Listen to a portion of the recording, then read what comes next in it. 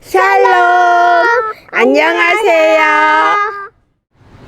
오늘은 시편 63편입니다. 63편의 표제는 다윗이 유다 광야에 있을 때 지은 시라고 적혀 있습니다. 다윗은 자신을 죽이려고 하는 자들에게 쫓겨서 광야에 피신해 있을 때 지은 시입니다. 1절에서 다윗은 하나님이여 주는 나의 하나님이시라 이렇게 선포로 시작하면서 마치 황폐한 강야에서 물을 찾듯 애타는 심정으로 내 영혼이 주를 갈망한다고 말합니다. 내 영혼이 갈급하다고 말하고 있습니다. 황폐한 땅 광야에서 영적 갈급함으로 허덕이는 자가 어찌 다윗뿐이겠습니까? 우리도 살다 보면 광야로 내몰릴 듯한 그런 상황을 만나기도 합니다. 우리도 인생의 광야를 지날 때 주님을 더 간절히 찾아야 할 것입니다. 다윗처럼 하나님을 향한 간절함이 우리에게 있는지요? 2절에 내가 주의 권능과 영광을 보기 위하여 이와 같이 성소에서 주를 바라보았나이다 합니다. 다윗은 비록 광야에 있으나 성소에 있는 것처럼 주님을 바라본다고 고백합니다. 하나님께 기도하는 곳이 이미 성소입니다. 기도하는 그곳에 하나님이 계시기 때문입니다. 3절에 보면 주의 인자하심이 생명보다 낫기에 내 입술이 주께 영광을 돌릴 것이다. 이 말씀으로 만든 찬양 아시죠? 주의 인자가 생명보다 나음으로 그 찬양이 바로 이 4절입니다.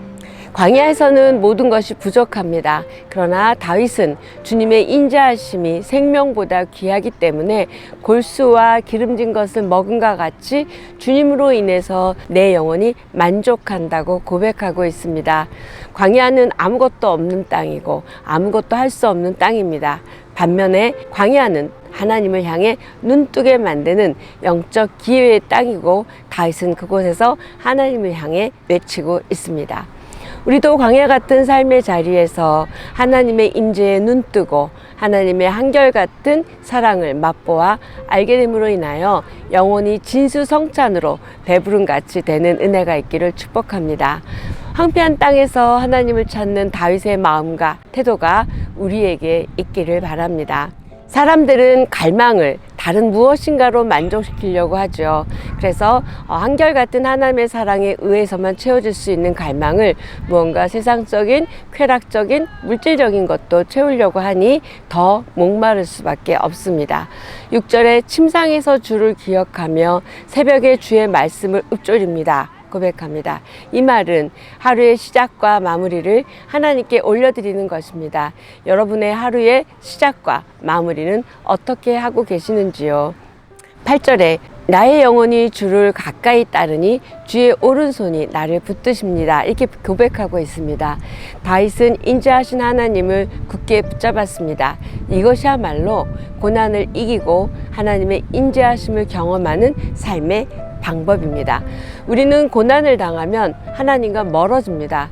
그러나 고난을 당할수록 다윗처럼 하나님을 더 굳게 잡고 하나님의 품으로 들어가야 할 것입니다.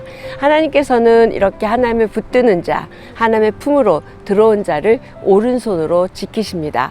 오른손은 하나님의 권능을 상징하고요. 그 하나님의 권능의 손으로 잡고 있는 하나님의 자녀를 어떤 것도 해할 수 없을 뿐만 아니라 어떤 일도 빼앗을 수 없습니다. 11절 마지막 절은 왕은 하나님을 즐거워하리니 주께 맹세한 자마다 기뻐할 것이며 거짓말하는 자의 입은 막히리로다 이렇게 말합니다.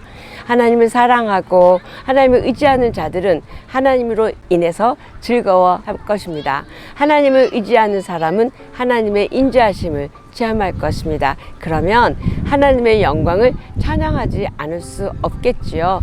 그래서 하나님을 즐거워할 것이며 그분의 이름으로 맹세하는 사람마다 기뻐할 것이다. 이렇게 말하고 있습니다. 저와 여러분도 광야 같은 인생에서 우리도 하나님의 임재에 눈뜨고 하나님의 한결같은 사랑, 하나님의 그 인자하심의 그 사랑을 경험하기를 축복합니다. 오늘 여기까지 하겠습니다.